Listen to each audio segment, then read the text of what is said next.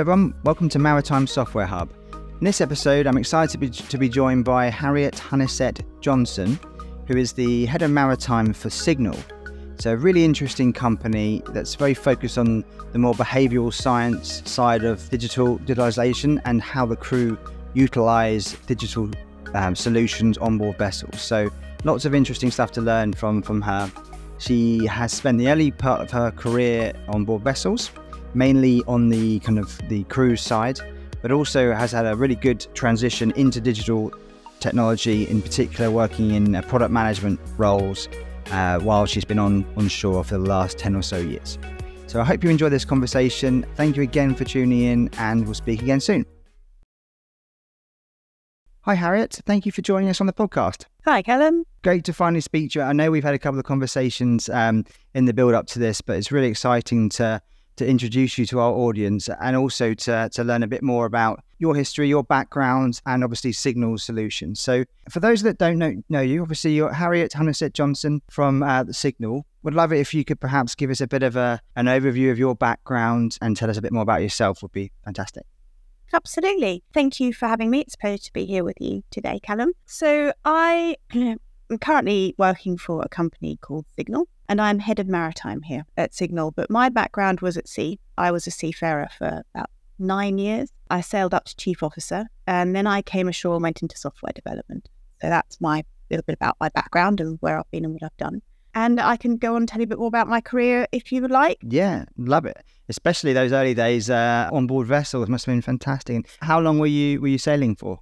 Yeah, so I was at sea for about 9 years, but my love for the sea started with tall ships, really. And that was back when I was 16, so it was a long time ago now. And I joined a 3-masted topsail schooner called the Malcolm Miller. I was on board for just 2 weeks, and I got introduced to the wonders of the sea and seasickness, let's be honest. And also some of those amazing characters on board those beautiful vessels, and I completely fell in love.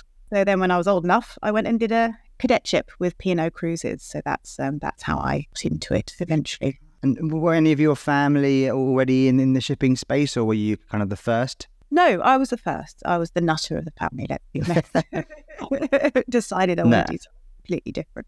No, it's great. I really wish I'd spent some time on board ships earlier in my career. I went to a few kind of vessel closing and deliveries, but never really went there on a voyage for any length and things. So it would have been a great experience. So it's excellent. I'm sure it's helped you obviously later in your career and in your current role massively. So it's a really good background, very interesting. So please, if you could tell us a bit about Signol, the solution, and your position in the company as head of maritime, that'd be really interesting.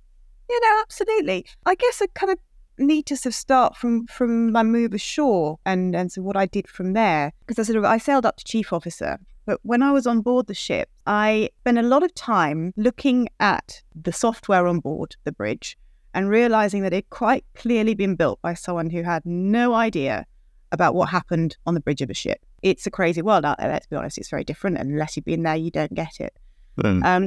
I think the biggest example, or the best example of this was I remember we had a screen for housing the stabilizer fins. You know, you have stabilizers, they stick out under the ship to stop it rolling about, and you put them in when you don't need them because they create unnecessary drag. Yeah. And so when everyone's in bed, you house them. But it just didn't have a dimmer switch on it, which actually turns out to be quite a big thing because a lot of the time on the bridge is spent in the dark. The officer of the watch, you need your night vision to see any navigational hazards out the window, and a bright screen in your face means you can't see out the window. It was just such a clear oversight that resulted in us having this piece of plastic and blue tack that you had to stick up on a daily basis. Yeah. I mean, it wasn't the end of the world, but it was just another small indicator of that problem. The idea that the people who built this just didn't get it. Yeah, and it must be quite difficult to fix that, I imagine. If it's hardware built, kind of first and foremost, to try and take it out and change the solution must have been pretty tricky. You find ways around. But I think it just starts you thinking, and then you sit there on the bridge and there's a lot of long hours on those night watches with thinking time, and you start rebuilding all the software in your head. And so that's why when I eventually did come ashore, I actually went into software development, which is a bit of a sort of career change. It was always within the maritime industry, but I think that's what led me to do it, realising there's this problem and that there's a bridge that I wanted to wanted to be a part of creating. And so then I went into the world of software development, which was fascinating. And I just loved being a part of that process that makes the software to help crew and also vessel operators who are communicating with the crew as well. Yeah. But for me, it's mostly all about trying to just reduce that workload for the crew on board. And then I come to Signol. So I've been ashore about 10 years now. So that's how long my career's been going in software development. So coming from being a product owner, and now I'm sort of head of maritime at Signol. At Signol, I found the next problem, and that it's not just actually the design of the software that's heading to ships at the barrier, but crew buy-in is just key to any new system or software being successfully introduced on board. So Signol is a startup that uses behavioural science. We have behavioural scientists and data scientists and software developers, and use behavioural science to nudge and to motivate fuel-saving behaviours. So it's positivity, nudging with positivity. Yeah. It started in the airline industry with pilots, but during COVID, when all the planes were grounded, they looked to move to shipping, and that's where I came in. And then I sort of came in as head of maritime. I ran the projects that sort of first of all investigated whether implementing these techniques at sea would work. And they really do. We've proven staggering results. We've saved loads of fuel on vessels just by acknowledging and positively motivating the crew, from little tugs right up to great big tankers and container vessels. It's been really, really interesting, really exciting work. Yeah. And I imagine what it was like back then when you were on board the vessels, when you had, for example, that piece of software and that bit of solution you were talking about earlier. Was there kind of much training or kind of initial kind of overview of the systems that were in place back then as far as using digital technology on board vessels? The technology varied so much from vessel to vessel. You do a generic merchant navy officer with a watch ticket. But then when I went on to cruise ships, for example, the technology on the bridge of a cruise ship was very different to your average bulker, for example. You're not going to get a bulker with stabilizer fins, let's be honest. If you roll on one of those things. Build their gin and tonic, it's okay. Okay. So the technology varies very differently. So the training obviously varies depending on who it is that you're doing your cadetship with. I was lucky. P&O cadetship they did a lot of training, and they actually, Carnival UK have their own training centre, and so they offer training over and above all of that. But technology is changing so quickly, so fast, and the crew are being introduced to new technology all the time, and so there's no way that you can cover every piece of new technology in a training course. So you just have to adapt, and that's a skill that you learn as a seafarer. And how does Signol monitor and kind of capture those behaviours? Is it through kind of like case studies, or you go on, one of the team goes on board with the crew to watch their interactions? How does it work? Yeah, it's a mixture, because not only do we have to find the behaviour, and you'd find the behaviours by, as you say, going on board, watching the crew, working out what they do, asking the crew, what do you actually do? It seems so simple, but you learn a lot that way. But then you also have to be able to measure it. You have to be able to tell whether that behaviour or that practice is happening on a daily basis. And this is where the problem comes, because we have a long list of behaviours, but unless you can measure them, unless you have the data to see that behaviour, you can't then start nudging on it, because you can't say, oh, well done, you've done this behaviour 5 times in the last week, because you don't know it unless you've got the data to tell you that. So you are sort of limited by the data that you have. But then you can nudge on sort of broader actions. So you can nudge on just general sort of daily fuel consumption of the main engine. And then you can let the seafarer themselves decide the actions that they are going to take to reduce that. And actually that works really well, because every vessel is different. Even sister ships are different in the way that they work. And that means that you can sort of cross all the different types of vessels with the same behaviour or the same nudge. But then you can do more specific ones as well. So we've got a client recently who's looking at hydraulic power packs and realising that they're potentially being left on at times. So, and because they have the data, we can then nudge on that. So it just depends on the vessel and the data at hand, really. No, it's really interesting. And do your clients typically work with you for a period of time? Or is it during kind of like a digital transformation of some sort? Is that usually when you kind of partner up, or is there another kind of model that you adopt? Yeah, it's normally after they've done the initial stage of a digital transformation, just because that's when the data's there. And you find the normal progress is that a shipping company will adopt a solution they will start taking data ashore, and they'll suddenly start getting all this data sitting in a great big data warehouse. And then the next question is, right, well, what do we do with this data? How can we use it? And that's when we come along and we say, well, step one, let's start looking at the crew and seeing if we can find some behaviours in that data to start to nudge and start to understand what's going on. Briefly interrupt this episode to talk to you about our brand new Cordell Beaumont Academy. First suite of courses is in build mode at the moment, and the initial course that we're going to roll out is called the Digital Skills Accelerator. Really excited about this. Essentially, from my recruitment experience and from our team's kind of day-to-day interaction with different businesses in the maritime technology space and also the commercial shipping space, we're seeing there's a bit of a disconnect between people with perhaps the combination of maritime and technology experience.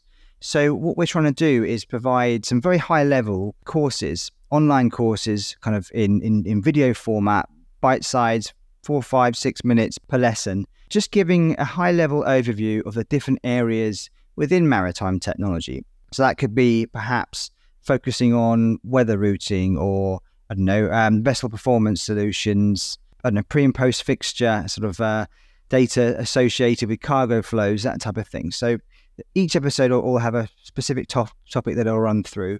And the idea is to try and help people perhaps that are maybe they're in a shipbroking role right now, or they are a vessel operator for a ship owner, and obviously they're using technology day to day, or they're being encouraged to use technology, but perhaps they don't have a kind of too much awareness of the bigger picture or the other areas across the maritime technology and the satellite communication space. So the goal is to try and help those people that are new to the digital side of shipping. And also, as we evolve, we're going to produce more in-depth courses. So the initial Digital Shipping Skills Accelerator course is going to be run by myself. And then as we evolve into the more kind of advanced kind of masterclass sort of courses, that's mainly going to be held by different industry experts. So it'll be a combination of lecturers, people from businesses, people from the ship owning side. So I'm really excited to get that up and running, and that'll be with you very shortly. So if you're interested, please do drop me a note on LinkedIn or message Callum at cordellbeaumont.com, and we'll be able to share a few more details. But I have been posting a little bit about that on LinkedIn recently. So thank you for listening. Back to the episode. Good. And the other, obviously, key topic that we're going to talk about today in this particular episode is really the role of women and females within both kind of the maritime space and also in particular the maritime technology space. So you've forged a fantastic career in both of those areas. So if we go back again, if you don't mind, to your sort of sailing days, what was it like for you being a female on board all different types of vessels at that time? Well, the uniform never really seemed to fit properly. Okay. Let's be honest.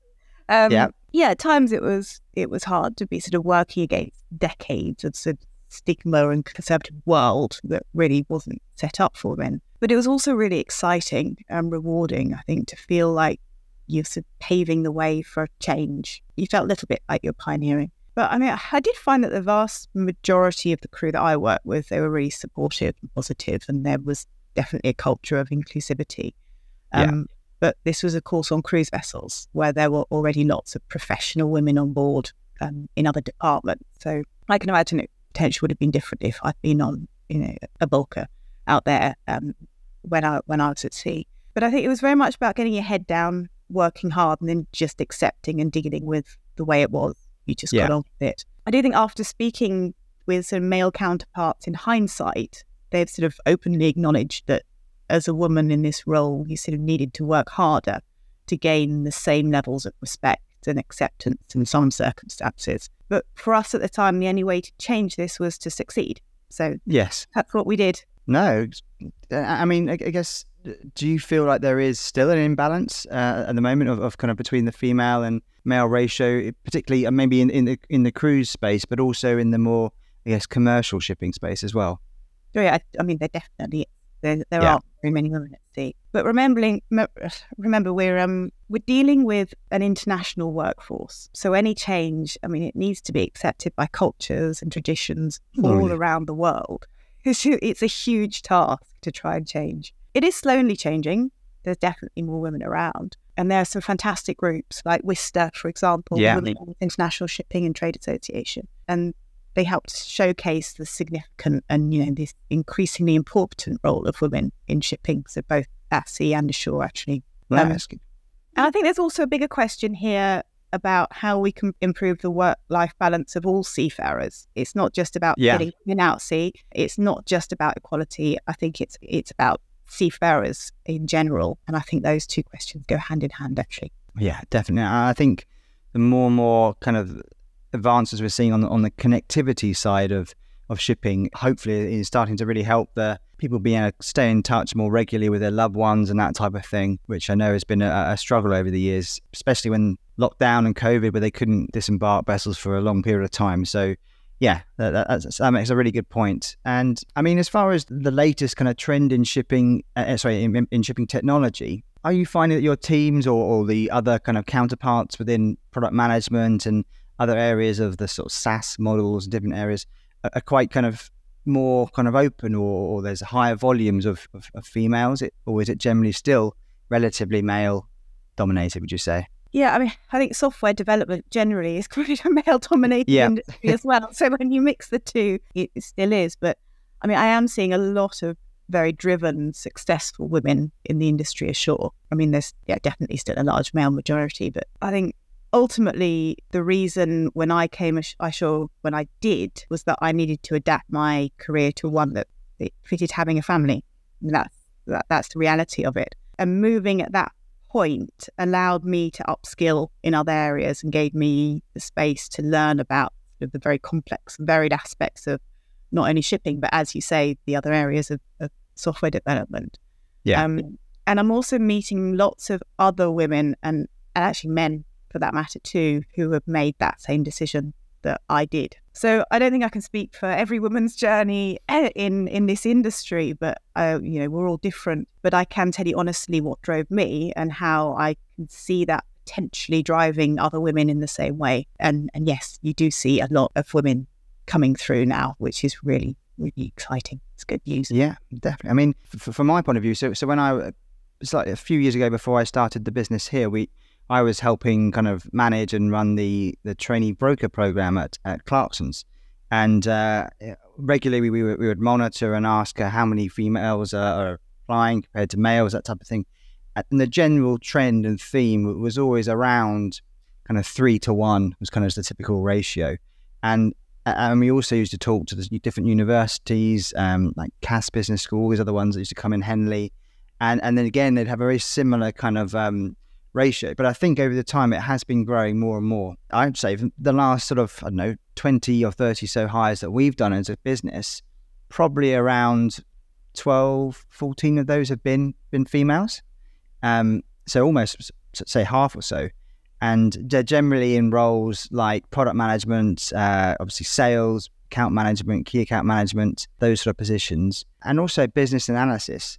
I think for my interpretation, the roles that are quite a bit more customer focused just seem to gravitate as well towards women as a great kind of avenue path but yeah, I think maybe I'm generalizing a little bit, but that's just what I've noticed and seen in recent years. And do you think, in general terms, the digitalization of shipping and how things are moving, do you think it's having a very positive effect on kind of the crew in general, sort of their welfare and the way they work their day-to-day lives at sea? Yeah, well, I don't think any seafarer will deny that the rollout of systems like Starlink, for example, and all that is a good thing. I mean, that's better connectivity means keeping in contact with friends, family, and let's face it, better entertainment on board.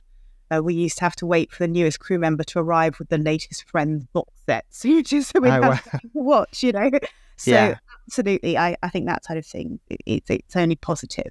But I do think that there's been a lot of duplication of work and adding to seafarers' workloads in this transition, which I don't think has helped. So digitalization's got a bit of a bad reputation on board from what I've seen. And we also have to remember that the crew, I mean, they're often fatigued, they're overworked, they're lonely, they're sometimes just getting by till their next leave. And it does take energy to change and to learn new practices and procedures and learn about new technologies and ways of working. So I think from that, I have seen some skepticism on board. And also, I think that seafarers tend to be skeptics. I mean, they know about most things, but they're also quite skeptical generally about the shore-based side of the industry and the motivations behind putting these things on board. It's not Big Brother, but you can understand why some of them might feel like, oh, why are they wanting to watch us more closely? And it's about, you just have to bust that myth, basically. And I think the best way to deal with that skepticism, in my opinion, is better communication, better understanding. And that can really be achieved through the digitalisation process. So, and who is it that's leading that communication? Is it generally the ship owners, the charterers, the software providers themselves, or the platform providers, or a mix, I imagine? Yeah, well, it's the nature of shipping doesn't lend itself to easy communication. The idea that, you're on board, but you've got a charterer, you've got an owner, you've got a manning agent, you've got a technical superintendent who's on your back. There are a number of parties involved in your ship, your cargo, and what you're doing. Yeah. And so communication it's hard. And it's hard for everyone to communicate in kind of like in tandem, connected. Exactly. And it's a lot to be dealing with in any one time. And you can see how you just get frustrated. There's just so many different people coming at you with different things to say. So I think that actually digitalization helps that, because it forces everyone to be sort of looking at the same data, looking at the data in the same way. Everyone sees stuff. You don't have to send an email to the captain saying, what's the weather like? You can go and find out yourself. And then it starts to help the captain on board. It starts to help reduce the noise in those communications, so you can just then get them down to the positive communication, the stuff that's going to actually help them. And of course, you need to use your Signol system. Of course.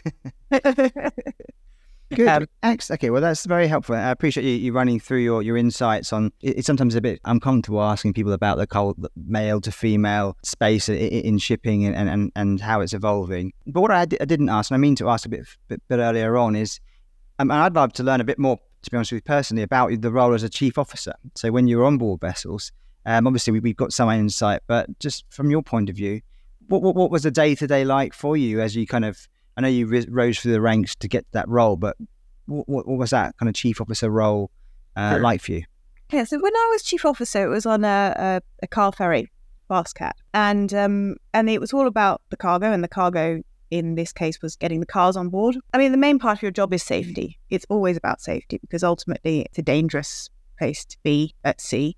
And also, if you're a ferry, you've got people on board, and they are the most valuable cargo, because it's lives. So it's all about looking at making sure the ramps are okay, making sure the safety procedures are in place, looking at the fire extinguishers, making sure that everything's up and together. It's keeping an eye out constantly for all of those sort of things. So you go down, you make sure everything's ready. You then make sure that you get the vehicles on board, making sure they're loaded in the right way, in the right order, and making sure that everyone who's going to Jersey isn't blocked in by everyone who's going to Guernsey, for example.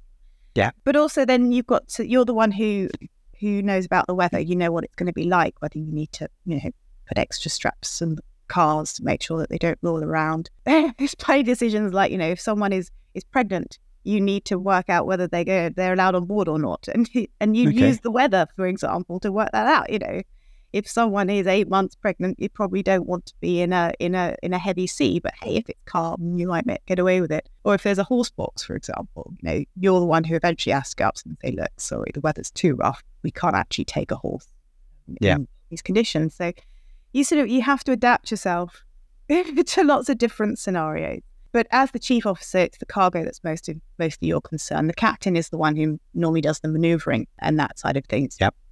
So the cargo is mostly yours. And then you sort of assist on. Then you go up to the bridge for departure, and you assist on the passage, and you drive, as you say, or take the helm for a bit, and you do watchkeeping with the master. And then the other side, you offload the cargo, and then on that ferry also we'd do sort of a week as days, so the week doing the ferry routes, and then a week on nights where you would do the maintenance. So then you're on board doing the maintenance, making sure that everything is ready. So that was that chief officer's job. But depending on the vessel you're on, the chief officer's job changes. And if you're on an oil tanker, for example, it's a different job altogether, really. Yeah, Well, no, thank you so much. Really, really interesting overview, and I really enjoyed our conversation. So I guess from a more personal point of view, I'd love to get to know you a bit better. Is there any particular hobbies that you enjoy doing in your spare time that maybe people may not know about you?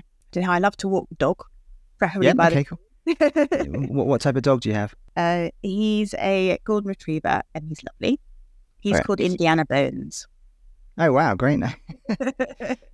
Good. We've got 3 dogs as well, so they're couldn't live without them. They're a bit of a handful, but great. Exactly. Well, it forces you to get out at least once a day, which yeah. But basically anything that's by the water, or on the water or in the water. I've got a bit of a sea addiction still. So I sort of sail or canoe, or even if it's just going for a swim in the sea, anything that gets me back there. Very nice. Good.